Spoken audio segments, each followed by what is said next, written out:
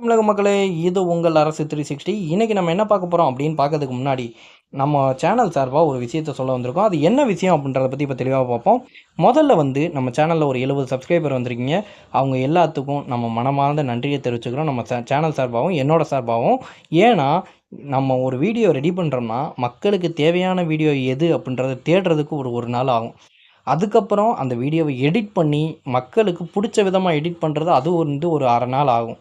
அதுக்கப்புறம் மறுபடியும் அதுக்கு வாய்ஸ் ஓவர் கொடுக்கறதுக்கு அதுக்கு ஒரு அரை நாள் ஆகும். ஸ்கிரிப்ட் ரெடி பண்ணி வாய்ஸ் ஓவர் கொடுத்து இதெல்லாம் நம்ம எதுக்காக பண்ணுறோம்னா மக்களுக்கு தேவையான விஷயங்களை நம்ம அவங்களுக்கு சொல்லணும் அப்படின்றதுக்காக தான் இந்த சேனலே கொண்டு வந்தது.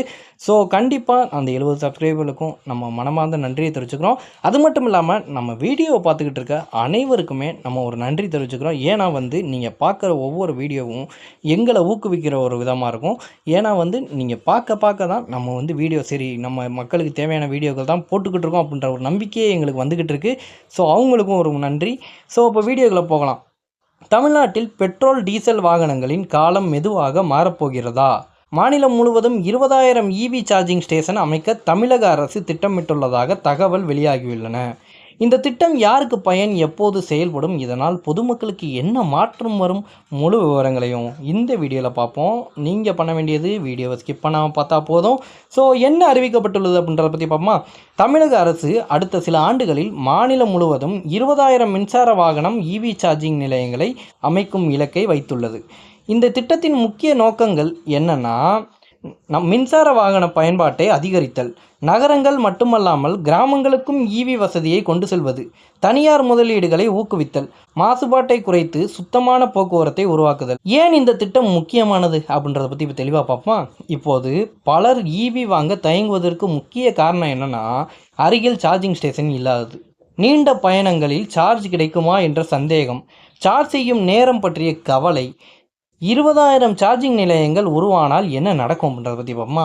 இவி வாங்கும் மக்களின் எண்ணிக்கை அதிகரிக்கலாம், நீண்ட தூர பயணமும் எளிதாகும், புதிய வேலைவாய்ப்புகளும் உருவாக வாய்ப்பு உள்ளது.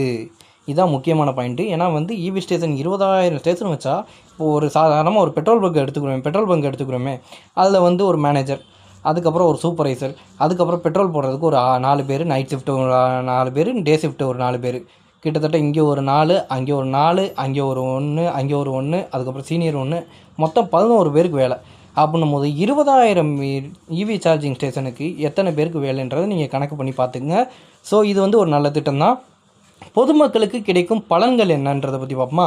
இந்த திட்டத்தால் பெட்ரோல் மற்றும் டீசல் செலவு குறையலாம், வாகன பராமரிப்பு செலவு குறைய வாய்ப்பு இருக்குது, காற்று மாசுபாடு குறைய உதவும், நகரங்களில் சத்த மாசும் குறையலாம். இது சுற்றுச்சூழலுக்கு நல்ல மாற்றமாக இருக்கும்.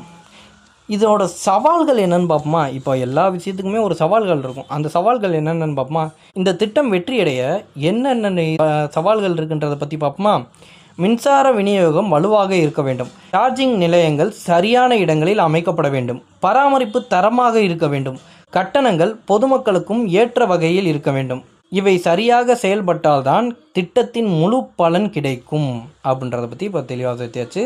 ஸோ எனக்கு தெரிஞ்சு இதில் வேலையும் வாய்ப்பும் கிடைக்கிது, சார்ஜிங் ஸ்டேஷனும் கிடைக்கிது, மாசுபாடு குறையுது. ஸோ இது ஒரு முக்கியமான நல்ல திட்டம் தான். கண்டிப்பாக இந்த திட்டம் வந்தால் மக்கள் நம்ம பெட்ரோல் போடுற செலவு, ஒரு நாளைக்கு இப்போ நம்ம வெளியில் எங்கேயாச்சும் போகிறோம்னா அதோட பெட்ரோல் செலவே கிட்டத்தட்ட ஒரு 100 ரூபாய்க்கு போட்டால் தான் நம்ம எங்கேயாச்சும் போயிட்டு வர முடியும். இது ஃபீல்டு ஒர்க்லாம் பார்க்குறவங்களுக்கு ரொம்ப கஷ்டம். ஏன்னா அவங்க போகிறது அங்கே போயிட்டு இங்கே போயிட்டு மறுபடியும் இங்கே ஸோ இதனால் இவி வாங்கிட்டாங்கன்னா அவங்களுக்கு சார்ஜிங் ஸ்டேஷனும் பக்கத்துலேயே இருக்கும், 10 நிமிஷத்தில் போட்டு அவங்க ஆட்டில் கிளம்பி போய்கிட்டே இருக்கலாம்.